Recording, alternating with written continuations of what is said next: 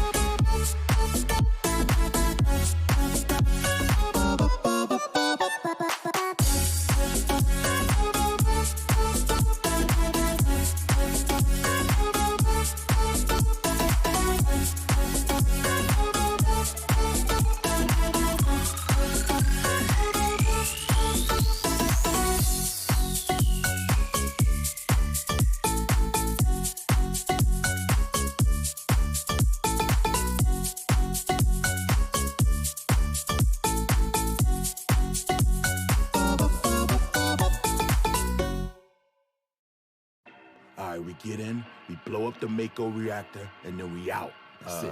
What? Actually, it's pronounced Mako.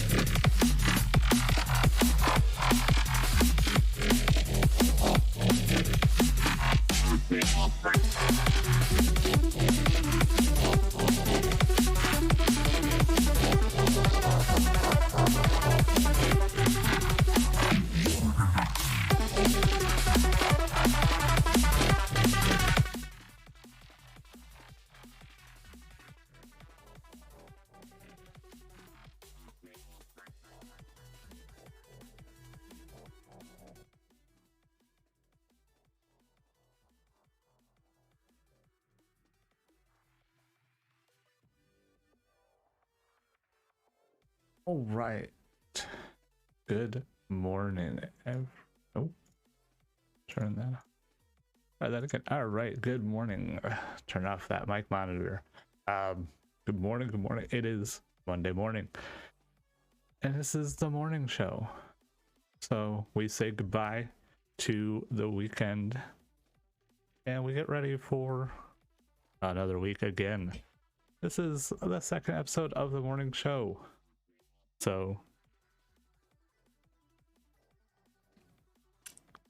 I got my Nintendo coffee mug, and the only time I'm still drinking coffee is now.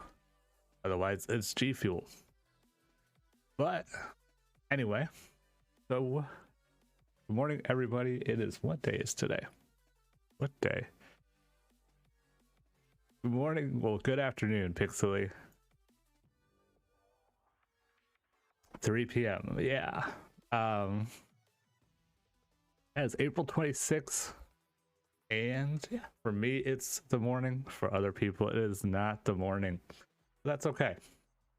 It's still Monday. Well, for most people. Unless you're in Australia. I think it's Tuesday then. But yeah, so we're saying goodbye to... Yes, it was black coffee. That's all I drink. People that put things in their coffee are weird. I don't trust them.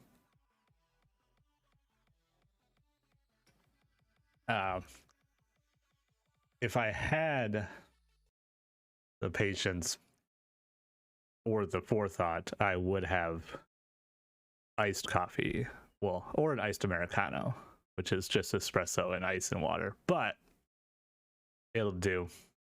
The only reason I even have coffee is because I put a coffee mug in my morning show logo, so I felt like I should have coffee when I do it. I mean, I like coffee, don't get me wrong, but I hardly ever drink it. I don't like hot coffee. My mouth doesn't do well with hot coffee, so I always have to put an ice cube in it. But yeah, so here we are. Hope everybody had a good weekend. It's been an exciting weekend for me. So what I want to kind of do with the morning show is I always going to have a thing that I'm going to talk about. So today we are going to be talking about 2-player board games. Well, 2-player tabletop games in general. I always just say board games, even though it might not necessarily have a board. Most of those I don't think actually have a board. A lot of them are just card-based games, but I just use board games as a general term. So the main talk today will be 2-player board games for people that a lot of people don't know or have even thought about, like board games that they could just play with their partner or whatever. But there's a lot of them out there, and a lot of them are fun. And I'm also going to go over a little bit something that annoys me with board games, and that's 2-player specialty rules. So we'll talk about that a little bit. But before we get into that, we're going to talk about life in general. So I hope everybody had a good weekend this past weekend. Monopoly is good. Yep. I've played poker. I'm not great at poker. I mean, maybe I would be better at poker now. I've been playing a lot of Among Us. Get that deception voice going. But yeah, I feel like if you're playing those like blackjack or pokers, you should be like at a casino and playing for money. Like otherwise, what's the point? But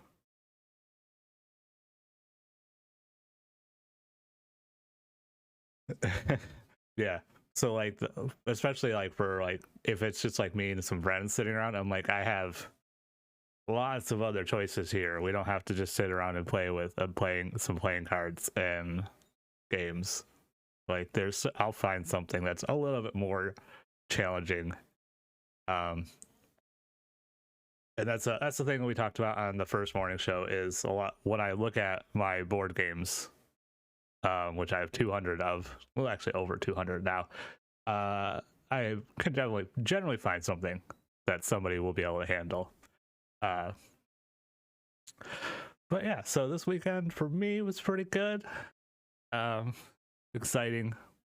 Well, yeah, it is an achievement. And I only know I have 200 because I have them on a spreadsheet, which is that next level that some people will do. I have a spreadsheet of all of my board games. It says the minimum number of players you need to play them, the maximum number of players that can play it. It generally says when I got the board game, That's not as accurate because I won't always remember to put it's generally when I added it to the spreadsheet is more like it. And then I also have a column for the last time the board game was played. And I really only made the spreadsheet because I was like, there's got to be some board games sitting on my shelf that I haven't played in a long time. So I made the spreadsheet and I was like, I'm going to have a column that says, when's the last time I played this board game? And as I've been using this spreadsheet, I have gone through it and I'm like, I've seen board games where I was like, I haven't played this board game in over a year. Let's play it. It's fun. And a few months ago, I started a thing with my wife and I got like I took the spreadsheet, separated out a bunch of the board games because they didn't have they had no information for the last time I played it because I don't remember the last time I played it. So I took all the blank last played board games. I put them into this website that made a wheel and it spun them around and it would randomly pick one of those board games. And my wife and I started going through all of our board games that we hadn't played or had no information for played. And we were like, whatever the wheel says, we're going to play it. And we got some games out. It ended up being great. It was such a great idea. And we got some games out. And we were like, games we had been like, there's one game that we had sat on almost 2 years, I think, because we opened it. And I mean, coming from me, I have over 200 board games coming from me. And we opened this board game and we were just like, this seems like a lot. Like there's a lot of pieces, a lot of things going on in it. And we just put it back on the shelf. Yeah, it is. I mean, it's such a great thing. I love board games. I feel like, but I'm also like somebody that I don't like to just sit around and do nothing. So like, if I'm going to hang out with friends or something like that, even when I used to drink and stuff like that, like and go to bars, I'm like, I never went to a bar to just like sit around and drink. Like that was stupid to me. Like I want to be doing something. So like whether it's like a bowling alley or like darts or anything like that, like I like to be doing something because you have that like that activity gap thing that you can for like gap coverage of like conversations, especially if they're newer people that you're hanging out with or something like that, or just in general, like you have that built-in thing that you can talk about. So there's not just like weird people just staring at each other weirdly, like not knowing what to talk about. So I always like to be doing something. So, and like playing board games, like, and being prepared to play board games in general, like throughout this whole pandemic and like being locked in your house for so long and not wanting to go out, I was like, we have a ton of stuff to do here.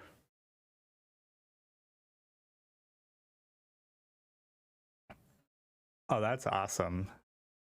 Yeah, we had a bar like that where I'm at. It was they called it like themselves like a board game parlor type of thing, and it was such a cool bar. They had a ton of board games. I mean, and it was just a fun place to like go and hang out. It's actually where my wife and I got married, was at this board game bar, because they had like a nice second floor, stuff like that. But they sadly closed down. So that was before the pandemic. So yep, that's sad. I don't think we have one nearby. I think the closest one for me now is like an hour and a half away. So it is what it is. I wish there was more, but I don't think the area I'm in, I don't think it's ready. I don't think the people here. Yeah, exactly. And it sucks because like the biggest reason I think it's so hard to find game shops and it's so hard to for people to start game shops is because, and I'm guilty of this, I love to go to like a game store, like a local GameStop. I love to, if I go to one, I'm gonna buy something. But if I go to one, board games, like all these board games especially that are visible in my camera, these are my big boys. They're looking at probably $50 minimum for at least 80% of these in these shows. There's more off camera this way too, so this is just the big board games. So you're looking at $50 minimum.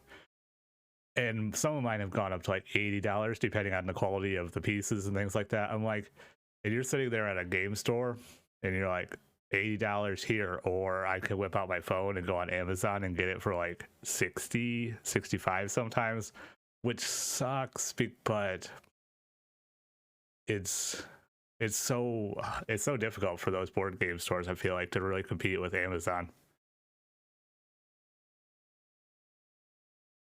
But my wife and I like to do that. Like, there's a thing we do. So whenever we go on vacation, so like recently we've been to vacation to like a place down south here, this in the mountains, a place called Gatlinburg, and we were there, and we were a little bit before that we were in Asheville, and then we did like another little trip to like a city just a little far away. Whenever we go to a vacation, the first thing I do is like after we get in and settled at the hotel or the Airbnb or whatever we do, I'll actually take out my phone, I'll open up Google Maps, and I'll look for a local board game store. So, and as soon as I find one, I'll just pick one off the list, and I'm like, we're gonna go to this store and we're gonna get something. And we always get, it's never like a big game, it's usually like a between $20 to $40 game, but we'll get a game before we leave. So, and it's really fun to see, because some people, depending on like how popular the store is or how small or something like that, they'll still have like older games that like maybe be out of print by now and things like that. So it's fun to see things like that. You can find some really cool little treasures. Yeah, that's what we did. Our last like few day trip, it was like 2 or 3 days, and it was the one in Gatlin. We went to the mountains. We rented out a cabin, and we brought like 2 bags full of board games. I think we brought like 20 something, maybe 20 board games, and we just hung out, because like we weren't expecting to even do anything around the town. We ended up doing a lot. We played a lot of mini golf and stuff like that. Well, I was like, it's in the pandemic. I was like, I don't know how safe this town is taking and how serious this town is taking this. So I was like, if we stay in the cabin the whole time and just order like DoorDash or have food delivered, I'm like, we have that option. So we brought a bunch of board games, played most of them, but we also did a bunch of stuff around. It's always fun. We love taking board games wherever we go. Yeah. So, and that's one of the big things that I wanted to do with my morning show here is, it was originally, and I'm still probably going to do something with it, but it was originally I was going to do a YouTube thing. I'm going to call it Getting Bored. So I made this logo, and I was going to make this YouTube content called Getting Bored, and I could never figure out what I wanted to do with it. So I was like, I want to do, so I was like, I'm going to do just a morning show instead. I'm just going to talk, because I was like, I could just make Getting Bored a segment in a morning show. That way I'm not, because my thing was like, first I actually started out as grim reviews. I was like, I'm going to review board games and teach people how to play board games. And that was a lot of work. And then I also realized most of my board games you can't buy anymore. And I'm like, this is just going to annoy people if they sit here and they watch me show them how to play this board game, teach them how to play, tell them all about this board game, and give my opinion on how fun it is. And then they go to Amazon, and Amazon's like, yeah, no, this game's like $300 because it's out of print. People are going to be like, yeah, I don't think so. And then they're going to get annoyed. I'm going to be like, so I was trying to do research on games that I like to play that felt like I could review easily. And it was like 4 out of 5 of my games, I was like, you can't even get this game anymore. I'm like, that's so annoying. And like a few of my games are Kickstarters. So literally like you can't, like they did one run, they sent it out to the Kickstarters, and they're like, okay, we're done because this game is too much to make. And I was just like, okay. So that's where that happened. I was like, because I didn't want to just keep reviewing games and being like, at the end of the review, be like, oh yeah, this game is awesome, I love to play it. Sorry, you can't actually buy it though. That was just like, that's just weird. So I'm just going to talk about board games. I'm going to help people, hopefully, who are interested in board games, find board games that they like. So I'm going to talk more in depth about the concepts of board games. So like the first morning show I did, I talked about how some games are conceptually hard and some games are rules hard. And I don't know how familiar you are with like some of the other board games, but there's a game called Werewolf. It was like the board game version of Among Us. There's a one that's called Mafia as well, but it's a social deduction game. And you just get a bunch of cards dealt to you, and the card tells you you're either a villager or a werewolf, and that's literally only all the game is. So, I think I've heard of Cluedo. It's like it's a version of Clue, isn't it? Yeah, and like Clue. Yeah, Clue is like the original social deduction game, obviously. And Clue's more one where I would say it's rules difficult, where like you know exactly what you need to do to figure out who the murderer is. You know, you move your piece around, you go to the different rooms, and then you accuse somebody. Like there's a clear path to figuring out who the murderer is. So that's where I would put that in like rules difficult. And then Werewolf is conceptually difficult because you're just given a card. Everybody has one card in their hand that you don't show anybody, and that card says you're either a villager or you're a werewolf. And then you just sit around and talk to each other to try to figure out who the werewolf is. Like there's no structure whatsoever. You could be talking how what your day is. You could be talking about what food you're gonna have. You know what I mean? And so it's such an abstract concept to be like, okay, how do we figure out who a werewolf is? We're just sitting here talking about pizza tonight. So and for me, that's an easier game for me to wrap my head around with, because I definitely function more on the creative brain side. Whereas people who are rules and structure, you know, are more of the left side logical thinkers. And something like that is, you know, I have games over here with the rule book is like 30 pages. Like somebody who's more logical, structure-based thinking, they're gonna love that because it tells you exactly everything you need to do. Like, here's your turn. Here's all 10 actions you can do in your turn. You know, we laid it all out. So that was what the first episode of my morning show was about. So if you want to check that out, it is on my YouTube. All my socials are at Grim Method. This episode today, we're going to be talking about two-player games, though. So, I actually have been thinking about what I wanted to talk about in this episode of my morning show most of the weekend, and my wife actually came home from the store yesterday, and she had this game right here. It's called A Little Wordy, and it's from the people that make a game called Exploding Kittens, which I believe it came from a webcomic group of artists and things like that. And she was like, this is a two-player game. She was like, it's made from the people that made from Exploding Kittens. So I was like, oh man, that's going to be a quality game then for sure. So this one, A Little Wordy,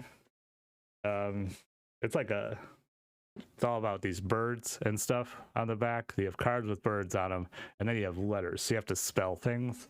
So she's going to be exceptionally good at that. She's very good at words and shit. I'm not. So generally, when she finds a game like that, she buys it right away, because we have like 4 games or something like that are specifically like word related that are not Scrabble. You know, I don't actually own Scrabble because I hate Scrabble.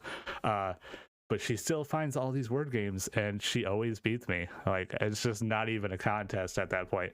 But I win most of the other games. So yeah, we one of the things we do look for us, especially lately, is two-player games. And yeah, so I have all these two-player games sitting behind me. And I'm not going to talk about each one of them, but I kind of just have them all here. Like, this is so just so people can see that there are two-player games out there, and I know most of these games back here are like 2 to 4 players, so you can play them with 2 players.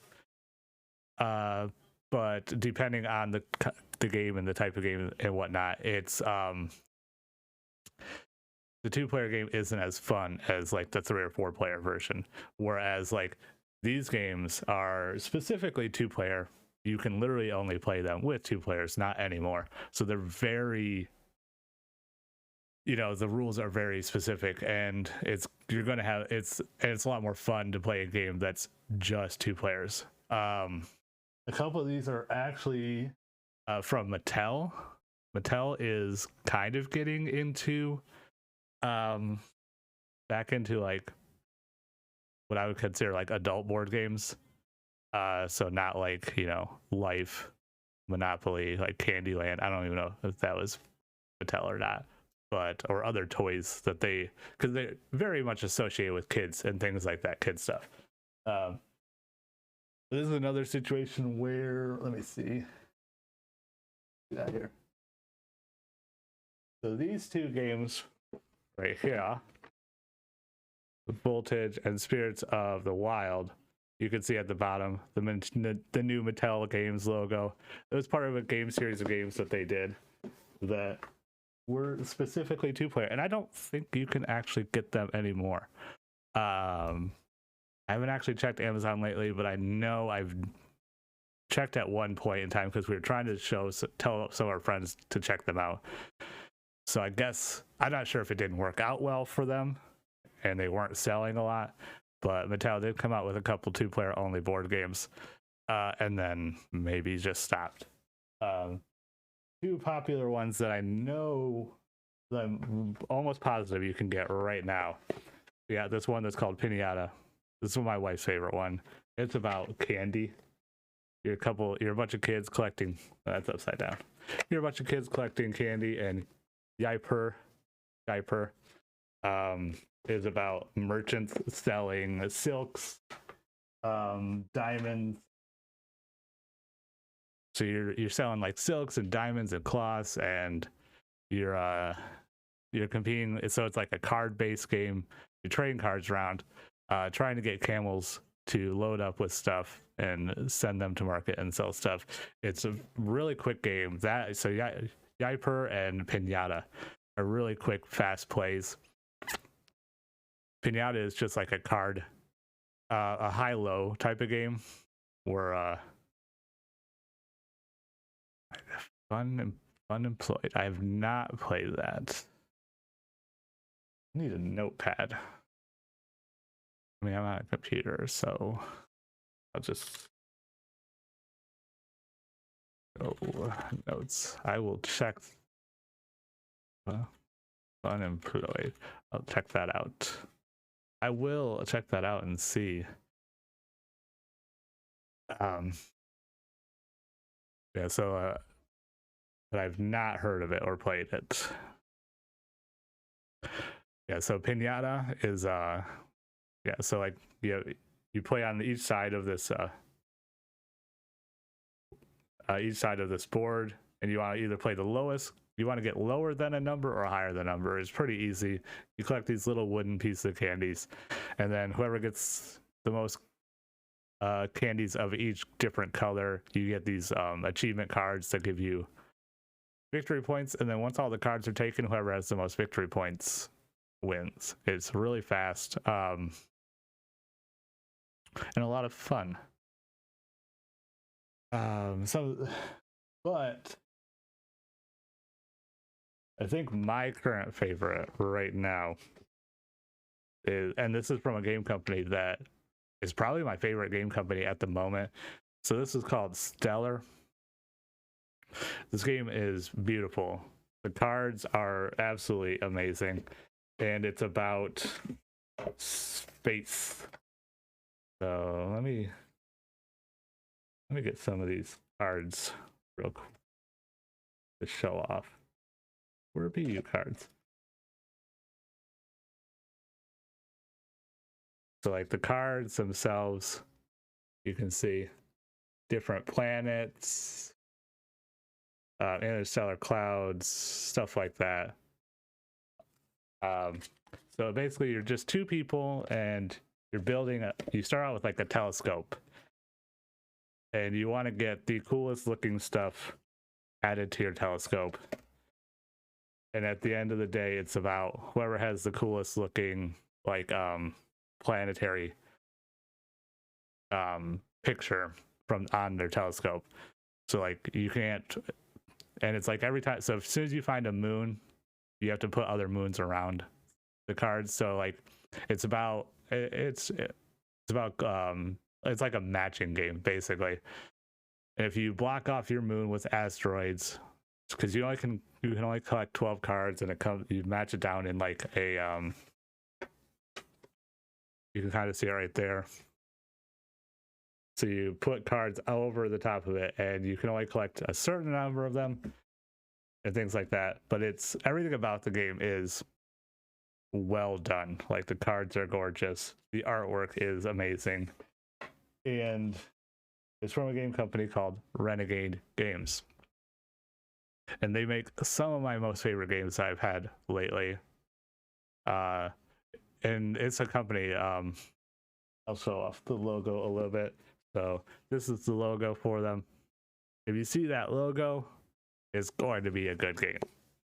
It's basically hands down. Like I've seen some games where I didn't even like see how it was played or anything like that. I just saw a few of the pieces from it, and I saw that it had the Renegade Games logo, and I was like, well, I guess I'm buying that game. And I've not yet just been disappointed from them. So that is a game company right now that's probably my favorite as far as like games where like I'll just buy it without even like a second thought most of the time. There's another game company that's really big right now that's called Cool Minis or Not. It's usually abbreviated CMON, CMON.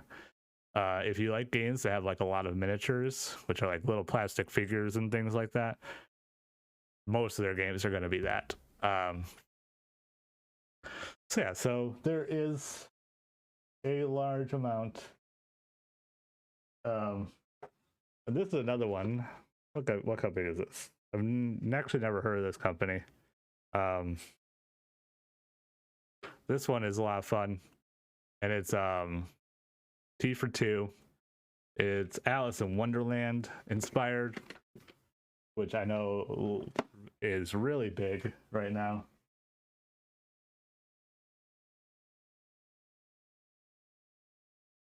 Oh. Alice in Wonderland. Yeah, and it's such an easy game. It's a high-low card game. So a lot of the two-player games can be like really simple rules. They usually play really fast, and they're usually like a small footprint. So like if you like to go get like coffee at a coffee shop, things like that, and if you can even secure a table, well, a lot of times my wife and I will do that. We'll get coffee, secure a table off in the corner. We'll pull out a small like two-player game and just have hang out and play or drink coffee and play a game. So they're generally good for that. Yeah, T for Two is a Alice in Wonderland inspired. It's like a high-low card game. You play cards to acquire other cards that go into like your deck, and then you end up reshuffling your deck a bunch of times and keep going through. And yeah, the Alice in Wonderland inspired type of things is really popular right now. I mean, I generally love it because you're going to get some really good artwork with that.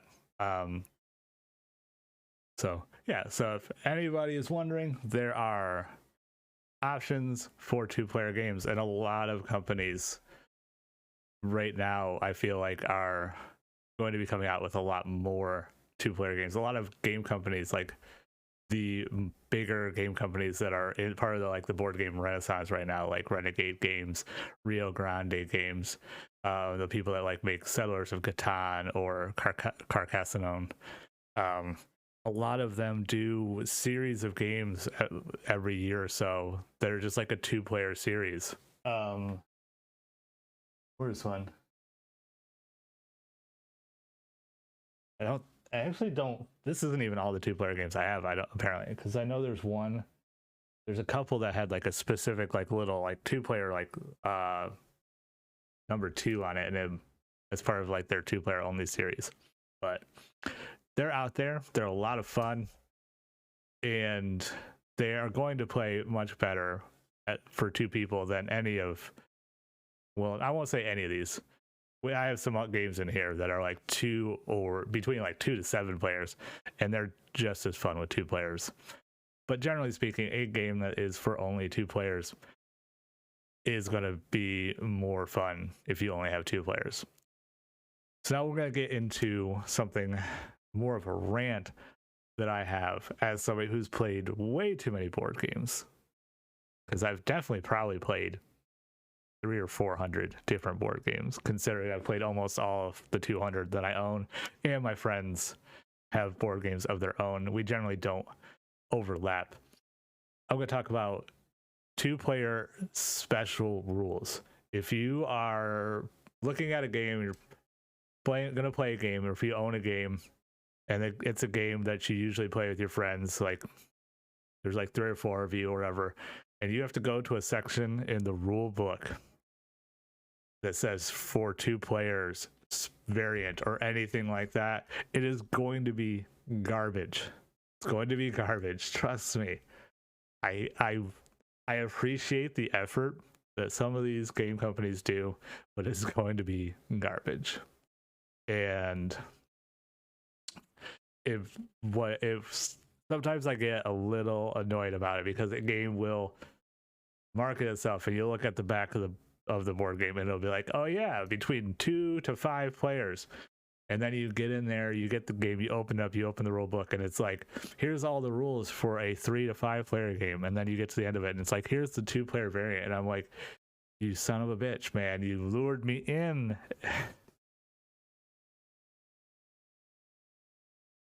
That's no problem at all, Saz. I appreciate you coming and hanging out. And just let you know, Saz, and anybody else, I will post this on YouTube so you can watch it at any time. It'll be on YouTube tomorrow at 11 a.m. my time.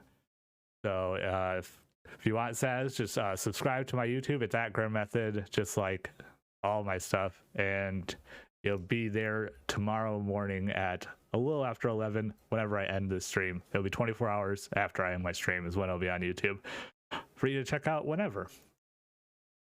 But I really appreciate you coming and hanging out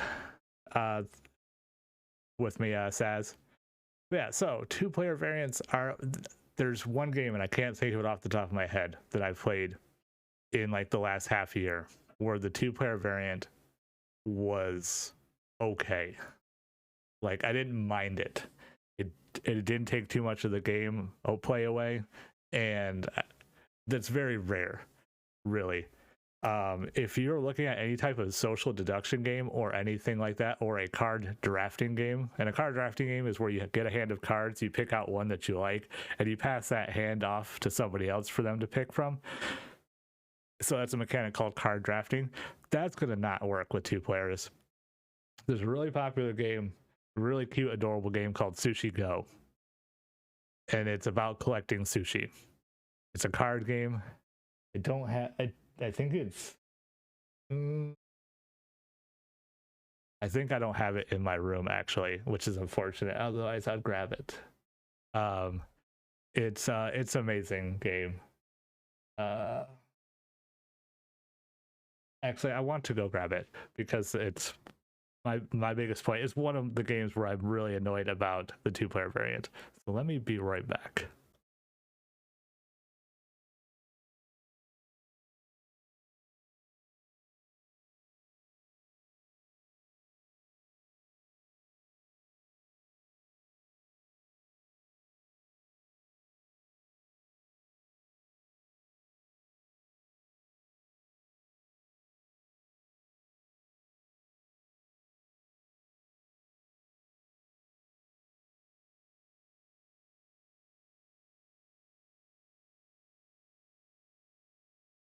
All right.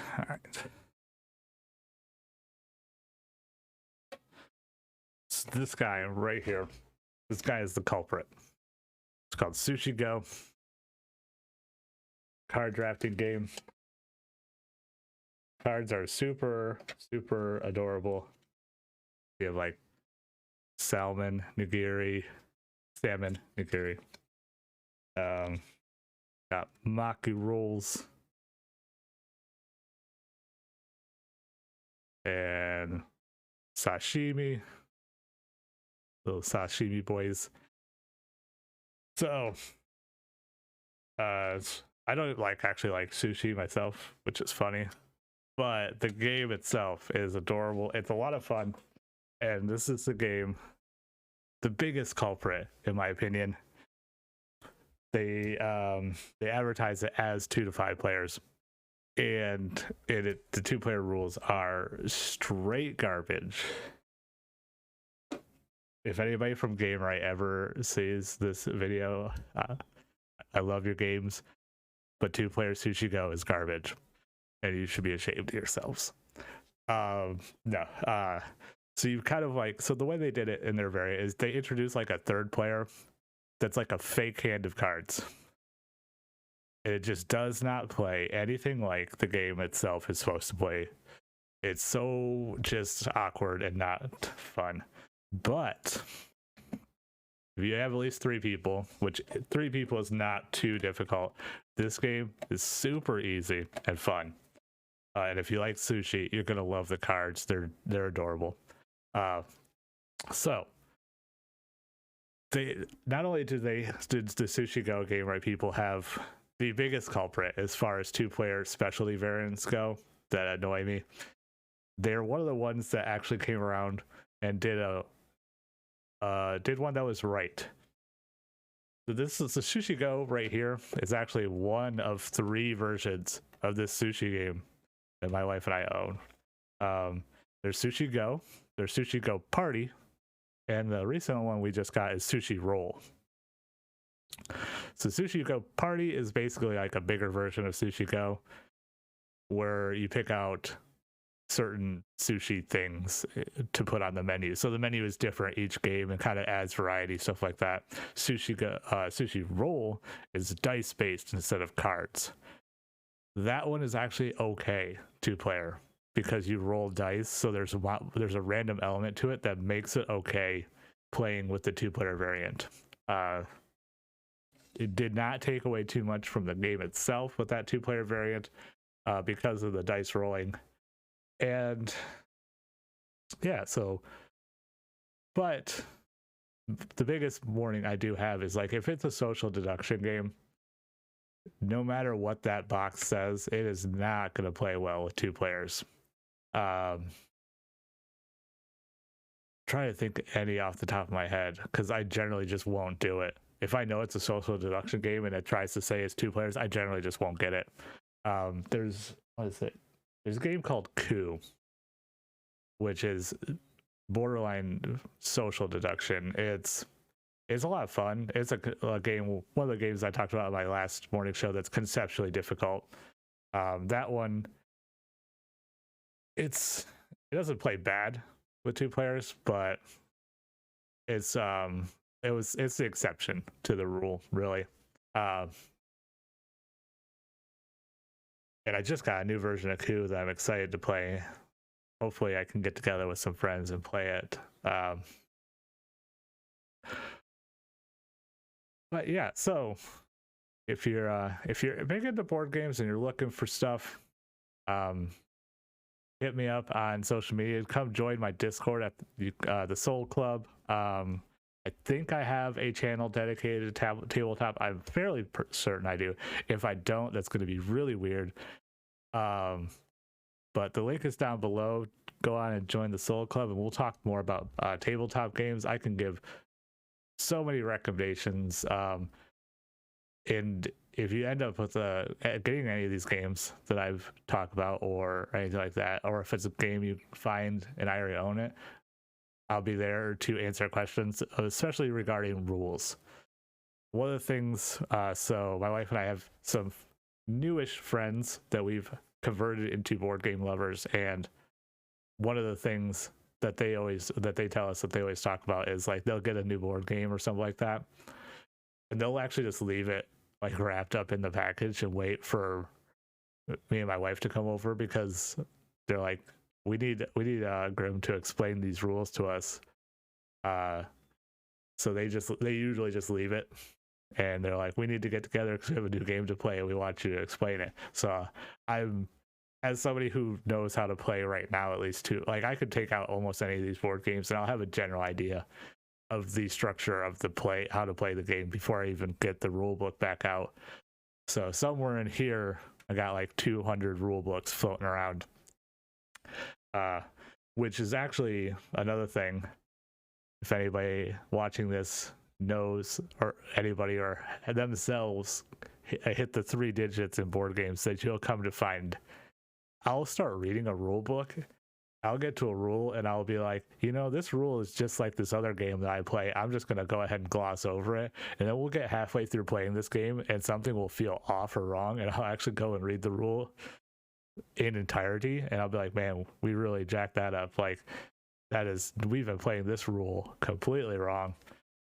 So that is an issue that I run into all the time, where I just assume rules are the same because they immediately start to sound the same. It's pretty funny. Which has come to the point where, like, my friends and I will be like, every new game we get, we have like an average. It's like around 2 to 3.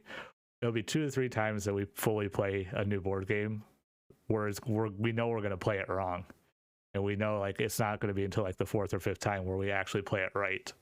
But that's just how it is. I mean, like I said, some of my rule books I got over there, there's rule books that are like 30 pages long. Like, it's obnoxious, some of these games I have. The biggest culprit, if anybody likes H.P. Lovecraft out there, is a game called Arkham Horror. I don't personally own that game. One of my other friends does. I played a lot of it. That game is obnoxious. The rule book is like 20, 30 pages, small print. The game takes like 40 minutes just to set the game up. Yeah. I mean, that's how I was too. Like, at the beginning, my go-to games at the beginning of when I started playing games with my friends and we really started collecting games were dice-based games. I was like, I want a small rule book and I want a lot of dice. Because my friends were very much better at board games than I was. And I was like, this is the only chance I have, is if I add that element of chaos and randomness to it. That's the only chance I'm going to have. I've since grown to more miniature-based games myself, just because I like pieces and figures and plastic people and stuff like that. But yeah, so Arkham Horror is a game. It takes literally probably 40 minutes just to put the game on the table, get it all sorted out, get the pieces set up, figure out who you're going to be playing, which detectives you're going to be playing, or which characters, I should say. And then you finally get it set up, and then it's like 2 to 3 hours to play, depending on how good you are. Like, if you're terrible at the game, you can lose the game in like 20, 30 minutes. Like, we've lost Arkham Horror faster than it's taking us to set it up sometimes. And sometimes if you're, decently good at it and you get good rules and situations happen, like, you could skate by for like 3-4 hours just to lose the game and lose to the game after that too. Because it's a co-op game where it's you versus the board game itself, which are some of my favorite games, but it's so awkward when you spend 3 hours playing a board game just for everybody to lose. But that's probably one of the biggest games I've played as far as just like a normal board game. I would say the record for largest board game that I currently have, and this is one that you absolutely cannot find anywhere cheap, I should say. It's out there. It's on eBay a lot, but it is not cheap. And it was a game from Hasbro. And it's called HeroScape. And I bought a bunch of this stuff because it was on sale at a local store here. The board game, the base game itself was like $50, full retail price. I happened to stumble upon it way back in the day, and it was 90% off. So I bought 5 of them for $10 each. And it's like these weird plastic hex pieces that you can build like a terrain from. If you see anybody that plays like Warhammer or any of those miniature war games where they have like little plastic trees and little people and tanks, and it's a giant table with like fake grass and fake rocks. It was similar to that, except all the pieces are shaped like hexes. That game was, I got so obnoxious with it. Like I would take up my friends and I at the time, we had like a giant dining room table, and I would build a huge map on it. Like I would spend the day before we played games, like a full day, 5-6 hours easy, putting this map together with like walls and mountains and caves. Hey, Indigo. How's it going? Welcome. So yeah, I would spend like 5 to 6 hours putting this HeroScape map together, and then we'd get everybody together. We'd go through the hundreds of little pre-painted miniatures we had with this game, and we'd all pick our armies, and we'd set up our armies on it. And we had some of our HeroScape games. One in particular that I remember that I made it look like the wall from Game of Thrones, like a frozen wall. It took us 2 weekends. Hey, thank you for the resub, Indigo. 2-month anniversary. Thank you so much. Yeah. Got to see my new animated overlay there a little bit. I need to tone down that emoji explosion. It takes away from my new animated overlays, but yeah, so we spent 2 weekends in a row, like 6 to 8 hours each day, 2 weekends in a row, playing this HeroScape game. So it was total time for like one game of this HeroScape one time. It was like 6 hours for me to build the stupid map. And then it was probably 16 hours total, two 8-hour days, most likely, of playing this game. And I lost badly because I'm garbage at strategy board games. But that was a lot of fun. And so that's some of that. As far as my board games go, that's would be the largest and the most time-consuming board game, which I have actually not played in I don't know how long. I have it in a Tupperware tub or thingy shoved in a different closet. So that was actually a good 2-player game. I'm really sad that they don't make it anymore, but yeah. How's life going, Indigo?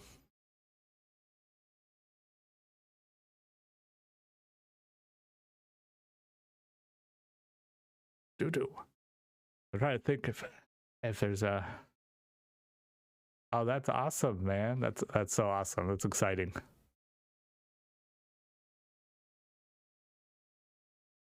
That is exciting.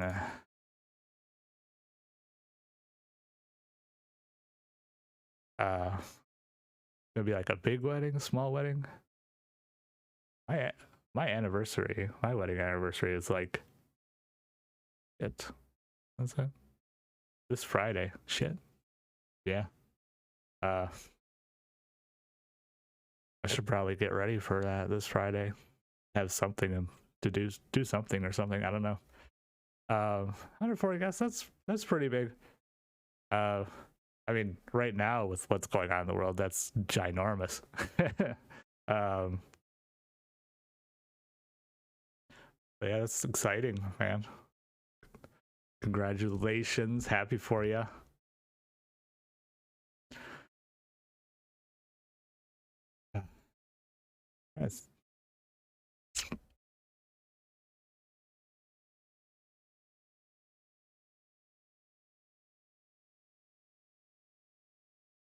That's awesome. Outside distance, everybody's vaccinated. That's good to hear. I'm happy to hear that. Yeah, both my wife and I are vaccinated. Where we are right now, we're definitely getting to the point where most people are getting vaccinated in my area, at least.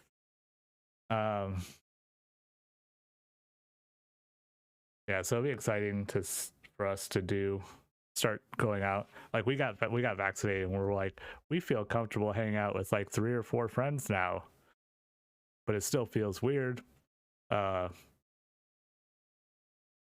Nice.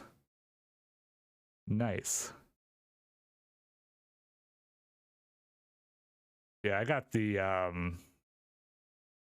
Johnson one before they put it on pause. So I was like, I don't like needles, so I'm gonna take this one that's one shot only, just so I could be done with it.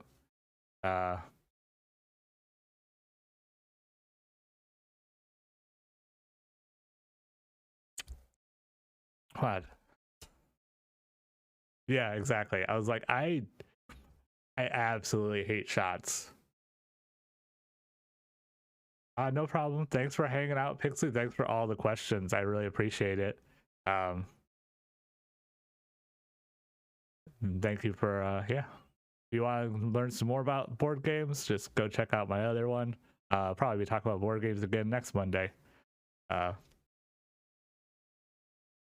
yeah, so I'm gonna be ending. I want to make sure they're all of my morning shows are about an hour or so long, not including the ramp up time. So I'll go a little bit more. So we talked about 2-player board games today, Indigo. We talked about my hatred of 2-player variants in games where it's just garbage. Some board games are not made to play 2 players, but they try really hard. And it really annoys me when you get like a board game and it's like, oh yeah, this board game's for 2 to 5 players. And then you get into it and you read the rule book and it's like, here's how to set up the normal game for 3 or more players. And then way in the back, it's like, here's your 2-player variant. And I'm like, you sons of bitches. So the biggest one that we were talking about right here, Sushi Go. It's a card drafting game. It says Dominion is a good one. I like Dominion. Sushi Go says it's for 2 to 5 players, but then you get in there and the 2-player variant is garbage. And I will stand by that. Game Right is the company that makes Sushi Go, and they should know better.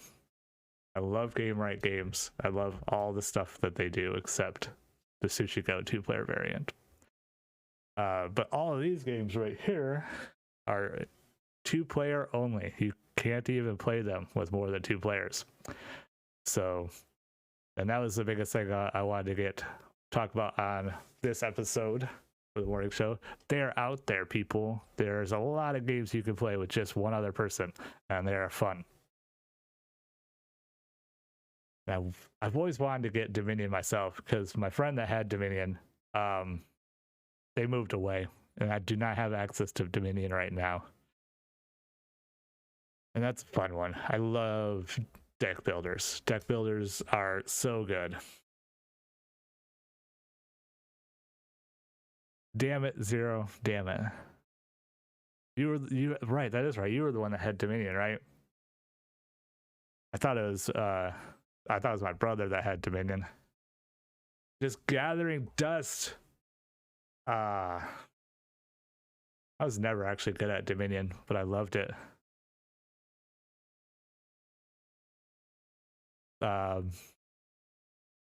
Zero, I got what was it? What's it called? Marvel Legendary Marvel. The co-op deck builder where you fight Marvel bosses. I got that. I haven't played it yet, but yeah, Legendary. I acquired that from somebody who has more board games than he ever needed. Actually, I think I have more board games than he did. I think I definitely surpassed him now that he's gotten rid of most of his. But I got Legendary. I'm going to try playing that soon. I know you've heard of it, Zero. We just got this from the people that make Exploding Kittens. And it's a 2-player word game. that I'm excited to try. Another word game for me to lose at, because my wife is much better at word games than I am, and she keeps finding more and more of them.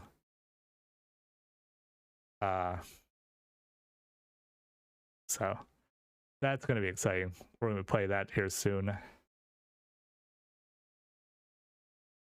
But yeah.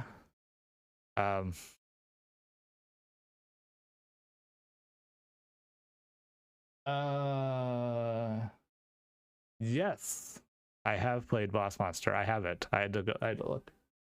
It's like, I know I've played it, but I forgot who, because I know yeah, I know either Zero or my brother had that too at one point in time. I think because my brother had Boss Monster, and then I got it. I think I bought it myself. I don't think I acquired it from him, but yeah, Boss Monster is really fun. I love the whole pixel art style on the games. Yeah. I thought he did. I remember playing it one time at a hotel once with us on a bed. I think we played it on the bed because we didn't have a table.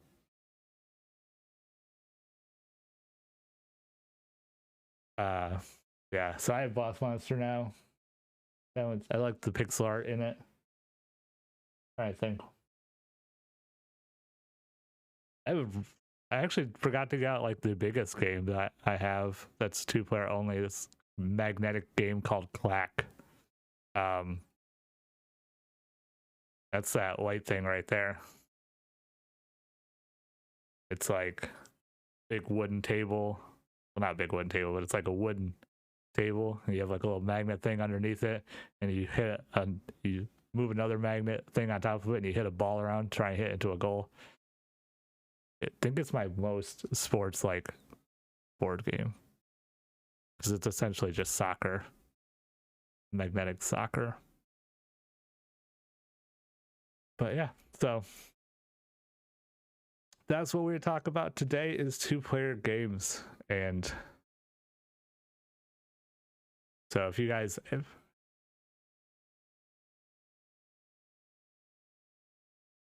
ooh, let me get notes here. Some of those I haven't heard of. Number 9 I haven't heard of. Morals. I've heard of King Domino. I haven't checked that out in a while.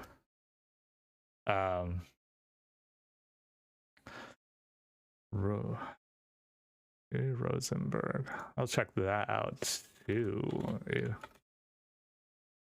Yeah, I was talking earlier about a lot of the bigger game companies, Game Right, Rio Grande, Renegade, and stuff like that. A lot of them have put out or will put out like a few games every year, like a 2-player game series. Renegade being my favorite company right now, but this is one for you. Bye, pencil. This is one I would recommend check out. Zero is this game, stellar, from Renegade. It is a 2-player only game, and it's very cool looking game. Well, you start out with like you're just a couple people with telescopes, and you try to collect 12 cards, and you try to match like moons together or asteroids together in your little tableau on your table, things like that, and like you get points for them. But it's a lot of fun. The artwork obviously is great, stuff like that, and Odin's Raiden's here is also a really fun 2-player only game. That's a really simple one too. You just try to get your Raven from one location to the other location. Meanwhile, Loki is over in there trying to mess everything up. So that one's a lot of fun. And I know I have a couple others.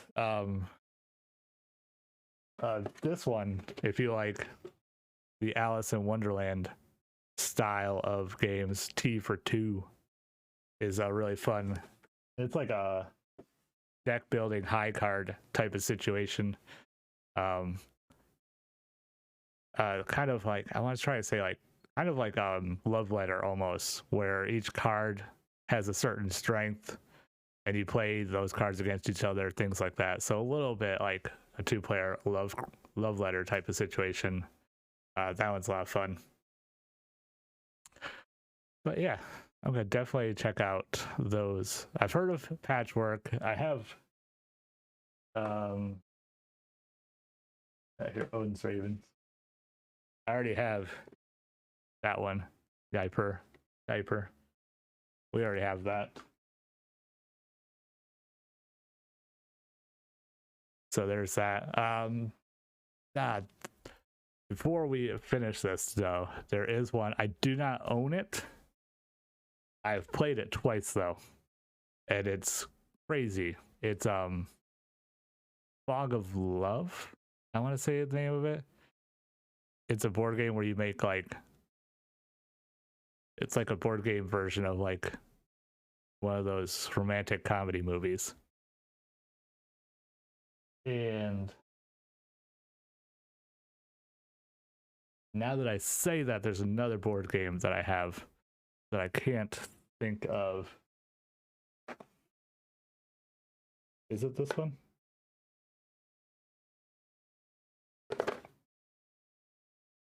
It is this one. It's this one that's called And Then We Held Hands. So this one is Bananas. The two-player only game. And the basic idea of the game itself is once you get started with the game, you're supposed to be able to know the person you're playing that game together with so well that you don't talk. You're not supposed to talk during the game. You're just supposed to know what each other are going to play. And you're supposed to like basically understand and work towards the same goal without communicating. And yeah, it gets wild.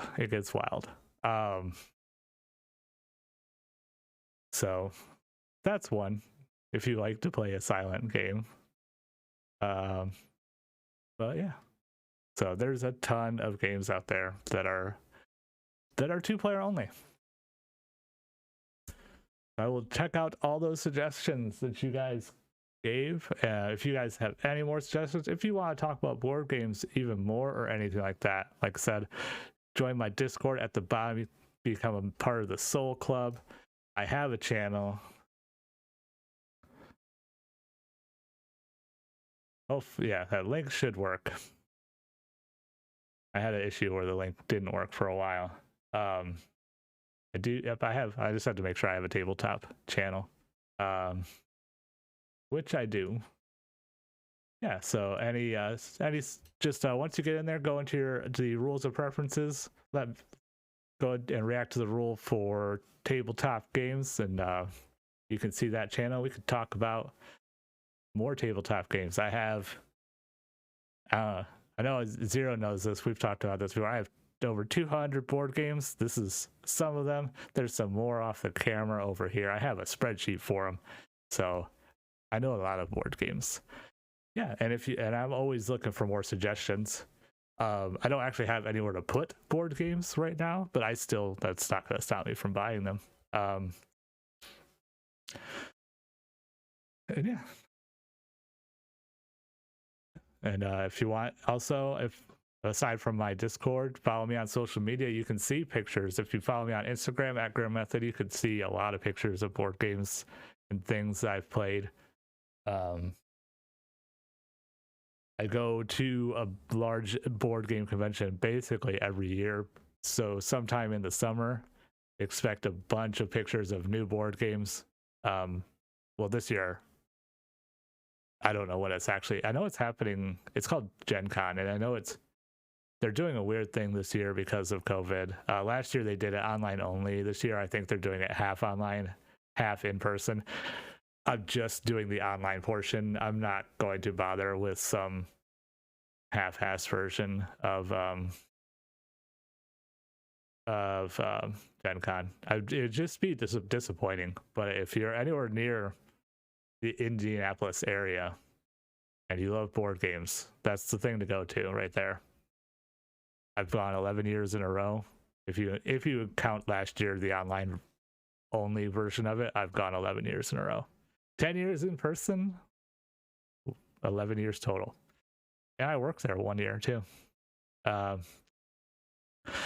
So I'm always up for talking about board games and tabletop games and others, all kinds of other stuff that you can find to hang out with me and chat about.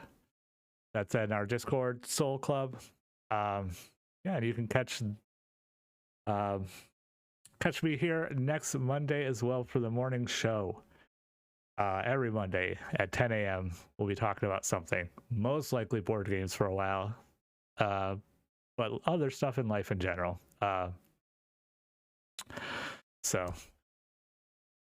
Yep, and we'll finish this off with talk about this week, Tuesday and Thursday. I should be streaming my normal times with video game related stuff. I think I'm going to play Outriders on Tuesday. And I think I'm going to be back into Octopath Traveler on Thursday. But I'll post that the night before to let everybody know on social media, on my social media, is what I'm going to be playing that day. But definitely expect Outriders on Tuesday. Thursday is still up in the air a little bit as far as that goes. Another game I might be getting into soon is Hades, a side-scrolling like roguelike Metrovania type of game. There's an extension for Twitch apparently where you can let people screw around with your game while you're playing, and that sounds like fun. So I'm looking into that.